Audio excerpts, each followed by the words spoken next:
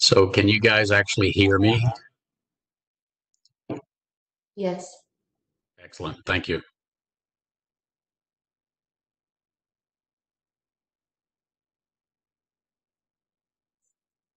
Very good on the line, Mr. Trail.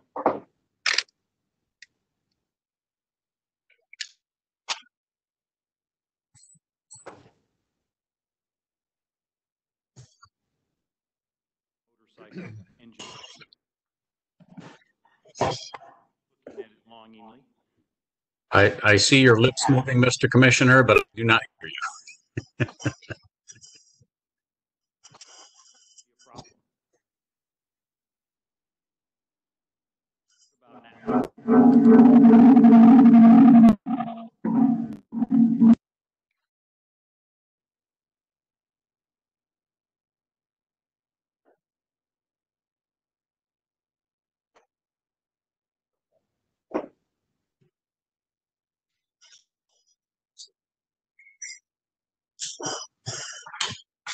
About now, Mr. Trail.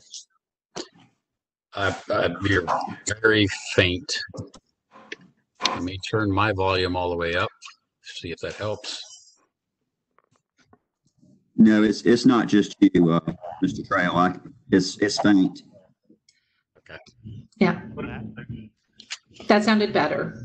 Okay, so I think that I may need to pull up a little bit more. How's that? Better, sir. Okay, I'm usually so soft-spoken, so I'll have to make sure to raise my voice. Yeah, whatever. Even the full crowd that's here laughed at that.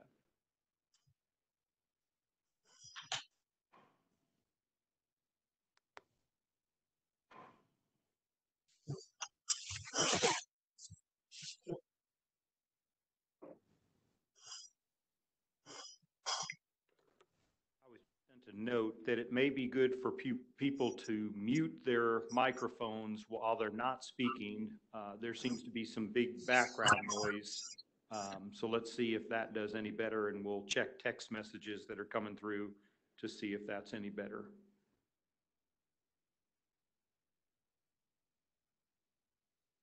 Denisha, what's that sound like from your end now? Yes, it's better. Excellent. Thank you. Good morning. Good morning. Yeah, it's Norm Boyd. I just want to make sure I was on. I just got unmuted. Frank, I think, do we have, I'm a little confused on this. Is there a need for a hearing impaired interpreter? We have someone here in case there is. Okay. If there isn't, I guess she can be dismissed or whatever you need there. Okay.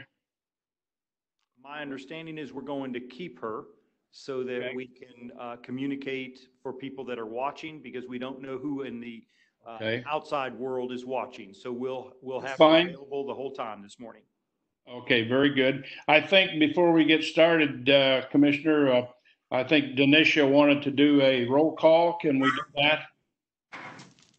Yes, Chairman. Norman Boyd. Here. Elena Cummings. Present. Kenneth Davis. Kenneth Davis. Russ Childers. Present.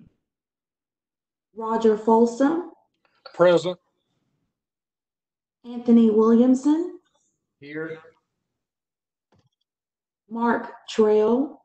Present. Russell Crutchfield.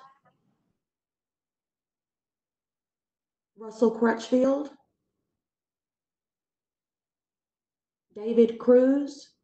Here. And I'll do one last call again.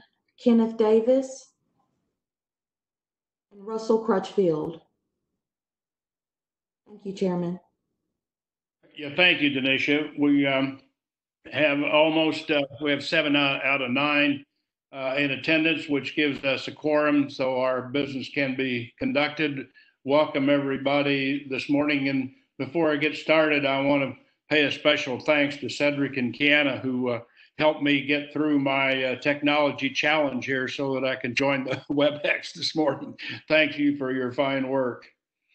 With that, our agenda today, thank all the board members for being on the call today, and those of you who are listening, watching online, and of course, Commissioner and his staff. Our agenda this morning, we'll call our meeting to order as we move into, we will first of all, as normal, approve minutes. We'll get a commissioner report from Commissioner Berry.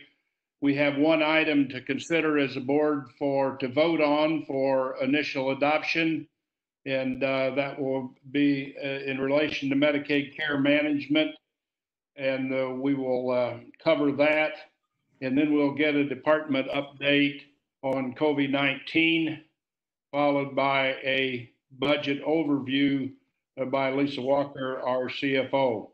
So that is the agenda this morning. And with that, I'll move right into the approval of previous meeting minutes for the March 12th and April 9th meetings, and ask our Secretary, Elaine Cummings, if she has read those minutes and recommends approval. Thank you, Chairman Boyd. I have reviewed the minutes from the March 12th and April 9th meetings and find them to be in order, and would make a motion to approve as written. Anyone have any questions, comments about the minutes? And if not, can I hear, is there a second to that approval motion? This is Trail, I'll second. The motion has been made and seconded for approval. All in favor, say aye. Aye. Aye. Aye. Opposed? Abstaining? Hearing none, the minutes are approved. Thank you, Elena. With that, I will turn it over to Commissioner Berry for his report, please. Thank you, Mr. Chairman, and members of the board. Thank you for joining us today. And good morning.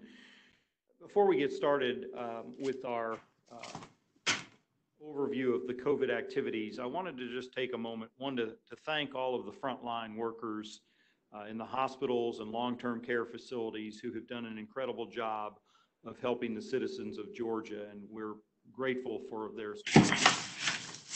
Over the last 3.5, almost 4 months, the department has had the opportunity to work with some incredible people, and I wanted to take a moment just to share with you some of the experiences and some of the people, because I think we don't recognize some of the individuals enough.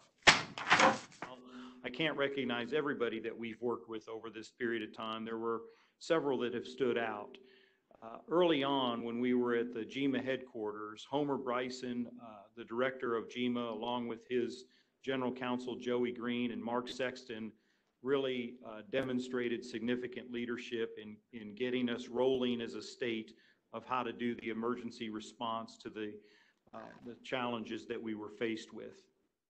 Shortly afterwards, we became engaged with the National Guard, and Colonel Jeff Dickerson acted as the project manager under Adjutant General Carden up at the Clay National Guard, working with a number of colonels, Colonel Lucas Rice, Colonel Chris Marshall, who oversaw the development with Mark Sexton of the build out of the Georgia World Congress Center.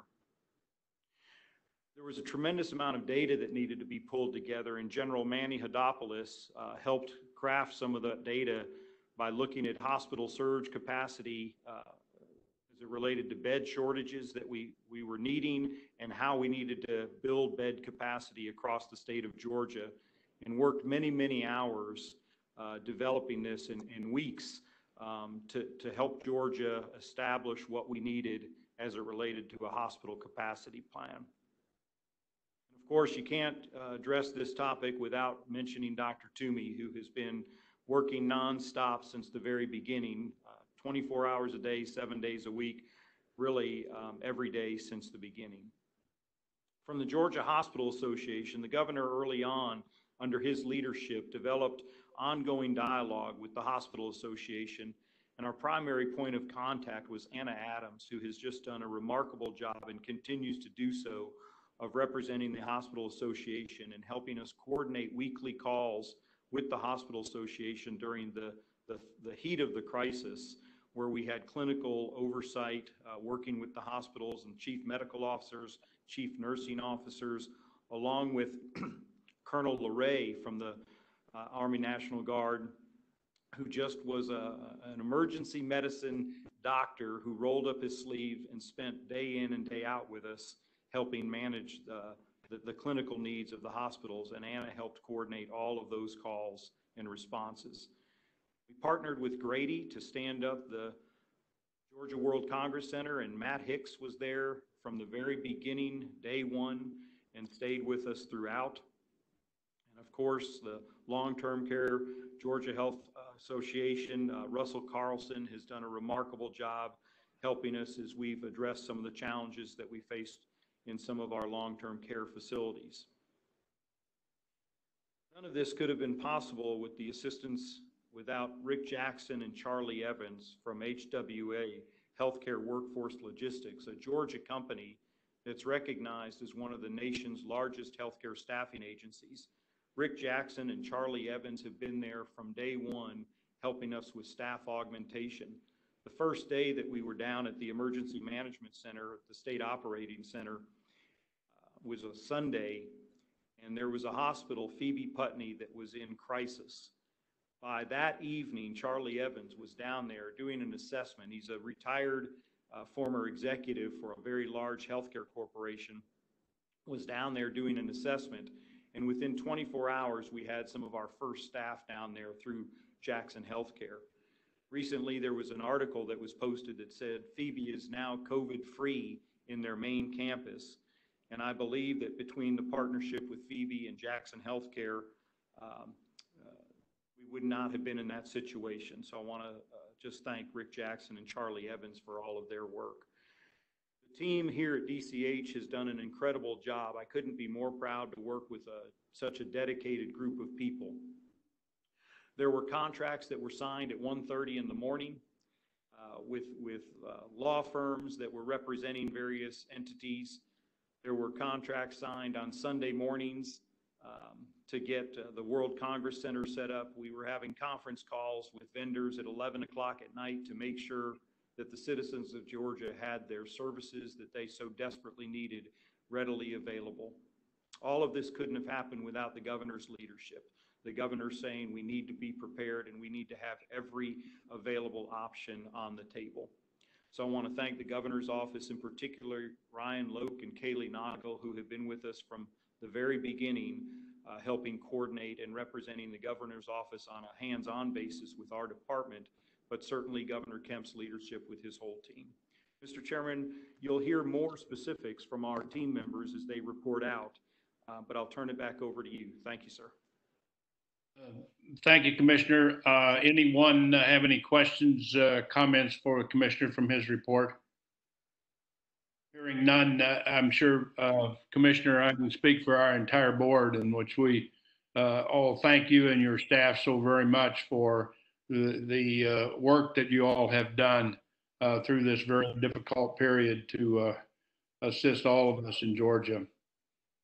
With that, and we'll move into the next item on our agenda, which is one item we'll consider for vote, and that's the direct payments to physician facility groups affiliated with teaching hospitals. And this is a public notice that will go out for initial adoption. Kim Morris, Director of Reimbursement Financial Management, will make that presentation. Please go ahead, Kim.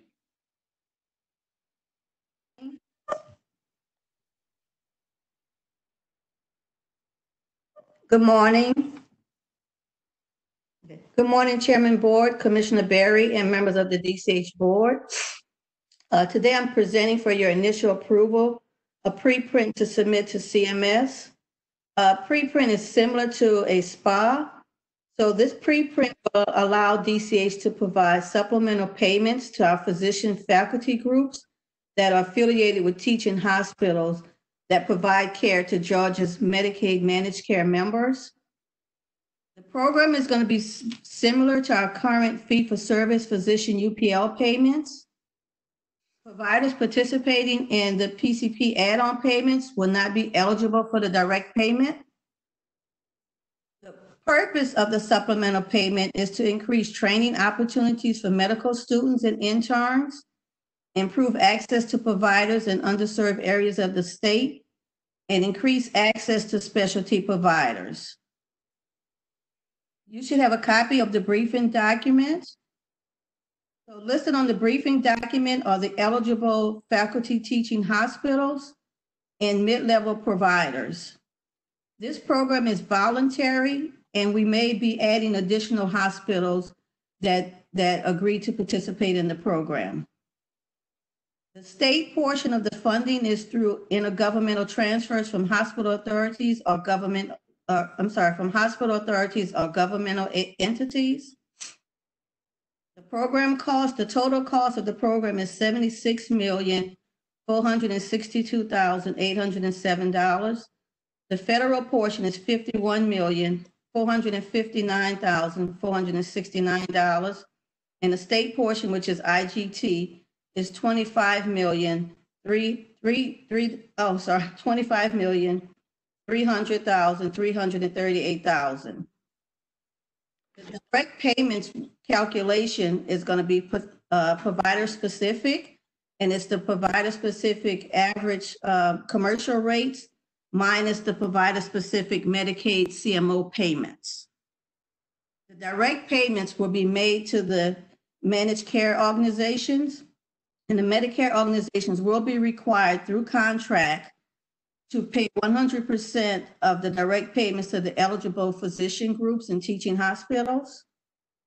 We will be posting a public notice with comments due by June the 23rd. We will review those comments and provide a response to all comments.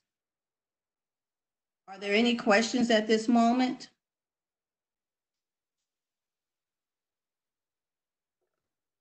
Any questions or comments from the board? Hearing none. Is there a motion for approval for initial adoption? Roger Folsom, Mr. Chairman, motion for approval. Motion for approval made by Mr. Folsom. Is there a second to that motion? This is Trail, I'll second. Mr. Trail has seconded that motion. All in favor say aye. Aye. Aye. Opposed? Opposed? Abstaining? Hearing none, it is approved. Thank you very much, Kim. And we'll look forward to hearing the public comments and revisiting this for final approval, hopefully. Thank you very much. The next portion of our agenda is get a departmental update on the COVID-19. I'll ask the Commissioner if he would please introduce the speakers that will be presenting here. Thank you, Mr. Chairman. First up, we'll have Blake Fullenwider give an overview of what has occurred under SHBP and our state Medicaid plans.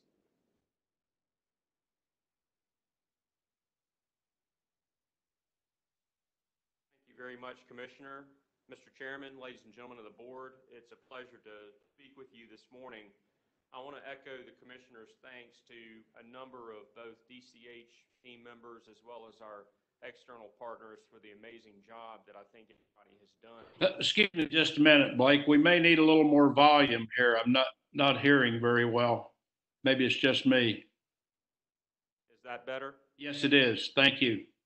Great. I just wanted to echo the thanks that Commissioner Berry relayed to both our internal DCH team members within Medicaid and the State Health Benefit Plan for what has been a remarkable level of effort and work over the almost 4 months that we've been involved with the COVID-19 response. Also, our external partners, including the provider community, who have been engaged with us since day one and continue to work with us to ensure that we're able to deliver the best possible care for the people of this state. And for that, we'll always be grateful. A lot of the things, I'll start with Medicaid and Peach Care for Kids, a lot of the things as policy was being adapted to respond to the emergency situation involved memorializing those policy changes through various waivers and state plan amendments. And to date, we have submitted and received approval for a disaster relief state plan amendment, a CHIP or Peach Care for Kids disaster relief state plan amendment, are finalizing an 1115A submission, an 1135 disaster response waiver, and two 1915C Appendix K submissions related to our home and community-based waiver programs. All of these details are located on the DCH website under COVID-19. If you click on the area around Medicaid and Peach Care for Kids, the details of those are available for anyone to take a look at that. Really, to summarize the changes that were implemented was a large focus on telehealth and expanding the opportunity as social distancing and shelter-in-place orders were put into place. How can we ensure continuity of service delivery? So telehealth has been a big component of that. And we've been pleased to watch the way that that has worked, not only across medical services, but therapy services, behavioral health services, and even assessments in our long-term care and home and community-based waiver programs all have been opened up through this new medium that heretofore had not been available.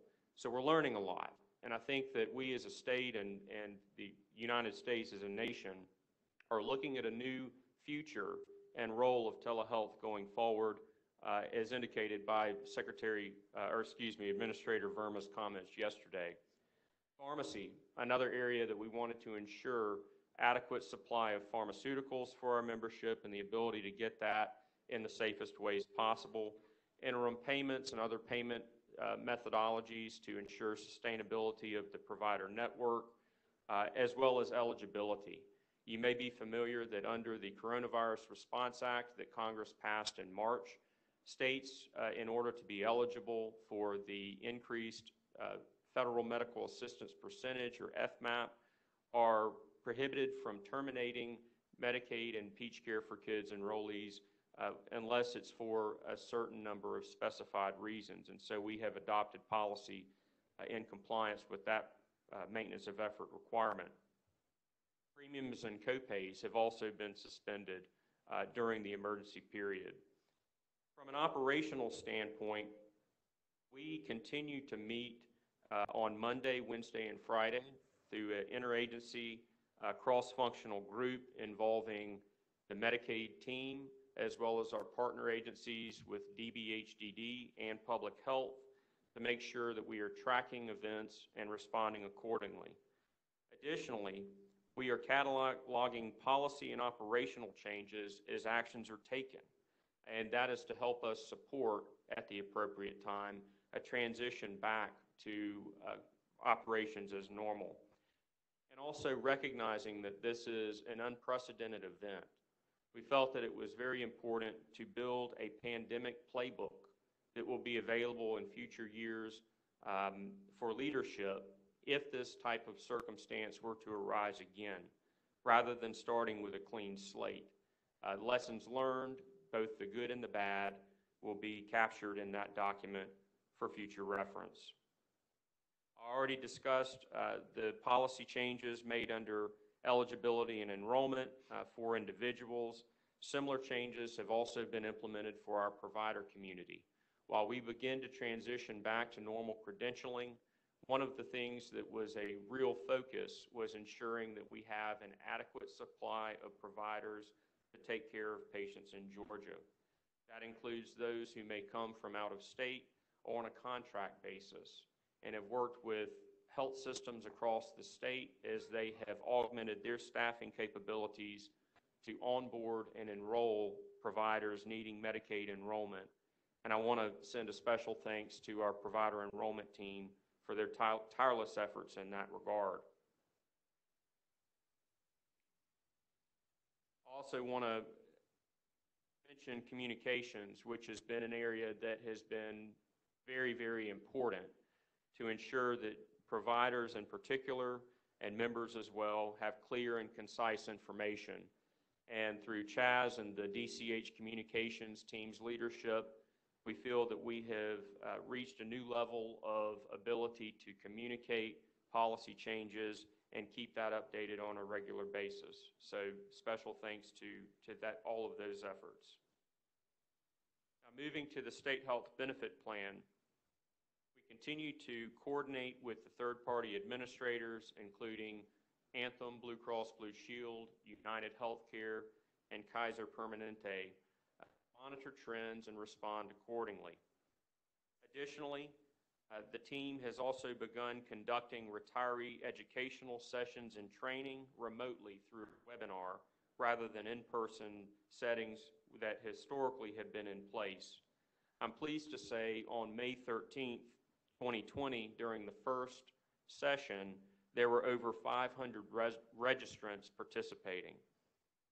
Additionally, as we look forward to the fall and the upcoming open enrollment period, the team is looking at all options available for webinar-based education and training for state health benefit plan active and retiree members to ensure that they have the information they need to make the best choices for themselves and their families going forward.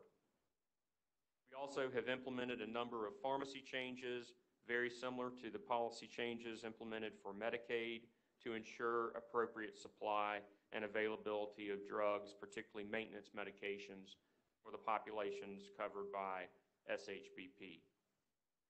We've also looked specifically with a lot of news attention around certain pharmaceuticals, including chloroquine, hydroxychloroquine, azithromycin, and Coletra, to ensure that those needed medications are available for the populations that depend on them. So with that, Mr. Chairman and members of the board, that concludes my remarks today. I'm happy to answer any questions and appreciate your time. Any questions or comments for Blake? Hearing none. Blake, thank you very much. And Commissioner, you can introduce your next presenter. Thank you, Mr. Chairman, again, and members of the board. Next, we will hear from Melanie Simon and Joe Hood. As you can imagine, looking at the national headlines, long-term care facilities have been hit exceptionally hard with the COVID virus over the last 4 to 5 months. Georgia was not spared. The work that Melanie and Joe have done to ensure the health and safety of the individuals, working with individual members of the association and with the overall Georgia Association that represents them, has been beyond incredible. First, we'll hear from Melanie, and then I just want to also recognize Joe's leadership as it is related to the staff augmentation. He has been the primary point of contact for the department as we've partnered with HWL Healthcare with Charlie Evans. Melanie, we'll turn it over to you, and then we'll, Melanie, if you could then ask Joe to give a few remarks on the staffing augmentation. Good morning, Commissioner Berry. Are you getting an echo? We are. Let's try again. Good morning, Commissioner Berry. That's better, thank you.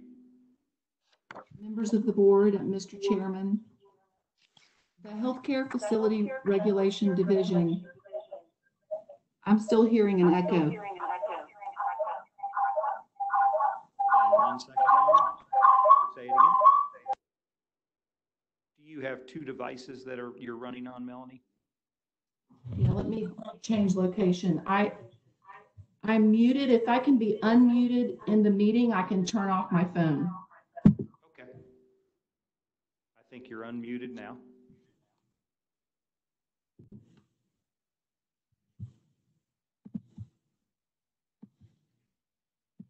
Can you hear me? Yes, that's much better. We turned you into a mute, but you're better now. Okay. The Healthcare Facility Regulation Division continues to contact all nursing homes, assisted living communities, and personal care homes of 25 beds or more daily to collect information on any COVID-19 activity in those long-term care facilities. This information is posted by 7 p.m. Monday through Friday on the department's website by the communications office. Included in the report is the number of COVID-19 positive residents, the number of COVID-19 resident deaths, and the number of COVID-19 positive staff. Last week, we began including the number of residents who have recovered from COVID-19 as an additional statistic. In May, as you may know, nursing homes also began reporting COVID-19 data directly to the Centers for Disease Control and Prevention. This information is collected through the National Healthcare Safety Network portal. The Centers for Medicare and Medicaid Services, which regulates nursing homes that participate in Medicare and Medicaid, is now publishing that COVID data on its website. This is a good resource for anyone seeking additional information on the impact of the outbreak in nursing homes. HFRD receives frequent inquiries about allowing visitation at long-term care facilities, such as nursing homes and assisted living communities. These facilities remain under a shelter-in-place order issued by Governor Kemp, and we are directing individuals inquiring about visitation to those executive orders, which are posted on the governor's website. HFRD is increasing on-site inspections in all healthcare facilities and will continue to do so in the coming months. We are prioritizing focused infection control surveys in nursing homes based on directives from CMS. We are using both state staff and contractor staff for the nursing home surveys. This concludes my update from healthcare facility regulation, and I'll turn it over to Joe Hood for an additional update on staffing augmentation. Maybe before we go there, are there any questions for Melanie from the board? Melanie, thank you so much. Go ahead, please. Thank you, Mr. Chairman. This is Joe Hood. I appreciate this opportunity to give an update.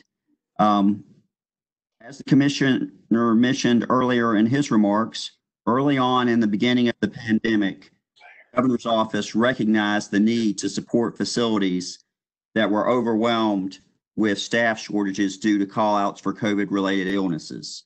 The first, as the commissioner noted, was at the Phoebe Hospital in Albany, and secondarily at the Primera Nursing Home, which was also in Albany, where we had the initial outbreak and the overwhelming of staff call-outs due to illness from COVID-19. Since that time, staffing support was initiated, as the commissioner referenced, through Jackson Healthcare. They were immediately on the scene with the contract that the state had in place in supporting the governor's office and the department with their efforts. And we've continued with their staffing assistance, particularly through Charlie Evans, who is my contact, to work with their network of staffing agencies, which is global, as the commissioner indicated, to immediately respond with staffing assistance to a variety of hospitals, nursing homes, with both medical and clinical staff. The department has continued to coordinate staffing support throughout the pandemic to hospitals and nursing homes as those requests have been made. Just so everyone is aware, the process that is in place is typical for an emergency, and a request is made through the State Operations Center by each individual county emergency management agency director on behalf of a facility, and is logged and coordinated at the State Operations Center by the Department of Public Health staff and the association staff who are staffing that component part of facilitating requests through the SOC. When that process comes about, they coordinate both with myself and with Melanie Simon and her staff at HFRD, and we make determinations on how best to respond to assist with staffing augmentation. Through this way, we've logged all the requests and documented the basis for each of the requests that have come forward. Presently, at the start of June, there were over 1,000 staff augmentations at 12 hospital sites. In particular, we have staffing support at 4 hospital sites in Gainesville, Albany, Macon, and Rome, where the state has placed, in partnership with the hospitals, containers for additional patient rooms for COVID response. We are additionally assisting the state hospital sites that the Georgia Department of Behavioral Health and Developmental Disabilities operates, and a few others that have requested support due to COVID activity. Moving to nursing home support, at the start of June, the department was supporting over 38 nursing homes with approximately 285 staff augmentations. These are primarily nursing staff. We have supported nursing homes throughout Georgia when existing staff needs cannot be met due to call-outs or COVID sickness or COVID-related responses. These typically happen very quickly, as you might imagine, when testing results come back or when someone calls in sick, particularly from the staff. There's anxiety and call-outs of the staff, and the administrators are overwhelmed with the vacancy rate and need immediate assistance, which we've been able to facilitate through Jackson Healthcare. Overall, we continue to coordinate staffing support to the hospitals and nursing homes, and I believe in a manner that is addressing the need that is present, and we're moving and continuing that effort. Thank you for this opportunity, and I'd be happy to answer any questions. Any questions or comments from the board, please? Joe, thank you very much. And Commissioner, are there other presentations? No, Mr. Chairman. One additional piece that I didn't want to leave off was that, again, another Georgia company, we partnered, and Jackson Health partnered with Delta Airlines under the leadership of David Warner and their president at Delta, CEO and president Ed Bastian. Delta agreed to fly these staff in from around the country for free so that it would reduce the cost that the state was having to pay for travel. So they would give Jackson Healthcare vouchers for staff that were recognized or needing assistance from around the country to fly into Georgia.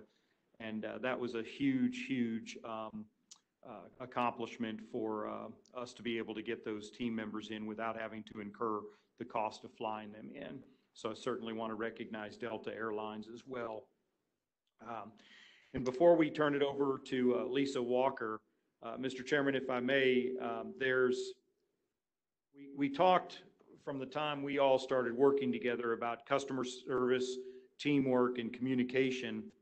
And before Lisa gets into her budget presentation, I did want to read a letter to you that we received at the department and to the board. It says, "I hope this outreach finds you well and your family is safe and well during these uncertain times. I'm just writing to let you know that I watched the budget hearing today via live stream and heard the praises offered by Commissioner Berry regarding all of the effort you put in to help lessen the harm to provider networks in Georgia in light of the budget reductions. I just want you to know that your leadership, expertise, knowledge, dedication, and commitment to both the provider networks and Georgia Medicaid beneficiaries alike does not go unnoticed. You are a true champion of all fronts, and we are lucky to have you in your position. Not a question was raised that you were not able to quickly and accurately clarify to help the subcommittee members understand the various lines within the budget, which brought peace to their concerns as it related to access to care for individuals who participate in the various Medicaid programs. I am aware that the state agencies are not in a position to discuss the budget reduction proposals, so no need to respond to this email, which is not at all what I requested to do. Rather, I just wanted to express my sincere gratitude to you and acknowledge that your hard work and efforts to help lessen the load on providers is the most impressive and appreciated. Please take care and know that this particular association stands with you and can assist in any way as needed." So I wanted to share that because as we focus on customer service and communication and the teamwork approach, that falls outside of the department as well. And Lisa and her team, Kelly and everybody else under Lisa's leadership, did a remarkable job with our budget. Lisa will walk you through a high-level overview of that now, but I felt it was really important to let you know that we received that letter from members outside of our agency and how impactful that was to me. And I just wanted to thank Lisa for all of her work. Mr. Chairman, I'll turn it over to Lisa Walker now.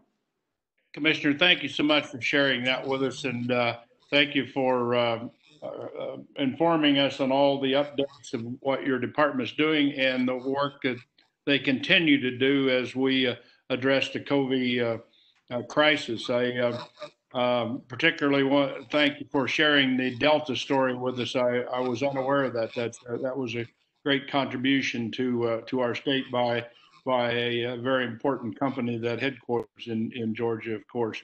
With that, Lisa Walker, please walk us through your budget overview. Okay, thank you, Chairman. Can you all hear me? Yeah. Okay, I just wanted to make sure. As you all are aware that on August 2019, we presented a budget package to you as it relates to the Department of Community Health. And the instructions we received at that time was a 6% reduction. And that 6% reduction was applied only to our departmental administration program, and our benefits programs were exempt. And as we presented it to you all, the cuts that was in that package were administrative cuts related to contracts and some temp service positions that we had at the Department of Community Health. That was submitted September 1 of 2019. But since that time, as you all are aware, the COVID-19 public health pandemic occurred. And as a result of that, we received further instructions from House Appropriations, Senate Appropriations, and the Governor's Office of Planning and Budget to revise the plan and resubmit it to all three budget offices with a 14% reduction. And at that time, none of our programs were exempt. And that equated to a $413,409,370 reduction for the Department of Community Health.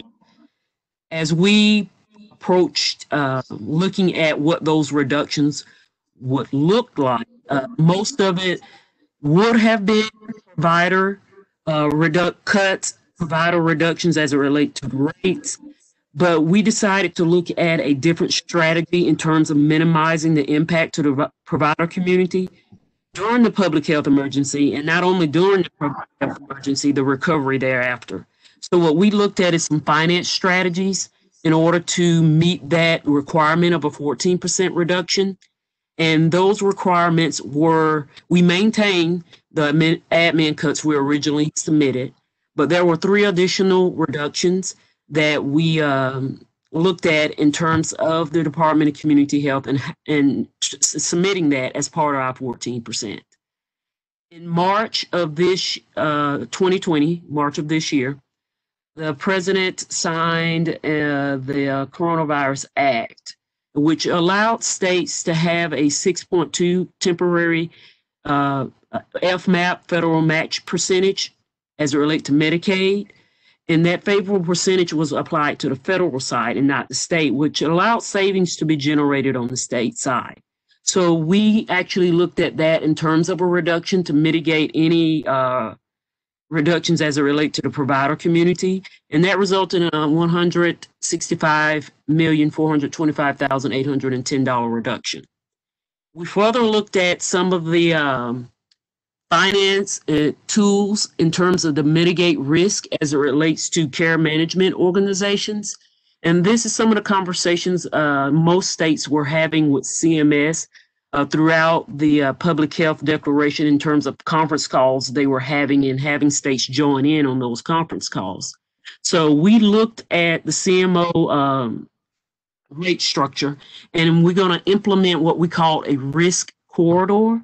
And what that is that's just a financial tool to mitigate any type of risk during this COVID-19 pandemic. We will only look at 2020 and 2021 to offset any losses as a result of low utilization. And we're going to generate savings from that of $102,194,683. The last of that reduction would be reserving IBNR, and that's incurred but not reported. In current year, as it relates to the surplus, we will have a current year, and we will actually reduce our budget in 2021 to offset that. We usually ask for it in our growth. We will not ask for that. We'll take a reduction, and we will ask for a reserve in 2020 to help meet our 14% reduction. And that was just a high level, Chairman and the members, to just give you an idea of what our budget submission looked like when we submitted it on May 20th. And this, once again, this was to mitigate any impact to the provider community regarding a reduction in rates during this public health emergency and the recovery thereafter. And I can address any questions that if you would like to ask. Questions, comments from the board, please, for Lisa? Yes, Mr. Chairman, this is Mark Trail. Lisa, just a quick question. So if I might summarize, there were no proposals for rate cuts or service reductions in the proposals we put forward? That is correct. Thank you. That's all, Mr. Chairman. Thank you. Any other questions, comments? Hearing none, Lisa, thank you so very much and for the work you've done and thank you for giving us that update. Thank you. Commissioner, do you have anything else for the program? No, sir, Mr. Chairman. I can answer any questions that anybody may have, but I do not have any further comments. Thank you. Okay. If there are no further questions, is there anyone know of any new business that needs to come before the board at this time? If there's none, we may call the meeting adjourned. And our next meeting, as a reminder, will be July the 9th at 10:30. And hopefully by then, maybe we can have an in-person meeting. Thank you very much and have a good day. Goodbye. Thank you, Mr. Chairman. Thank you. Thank you.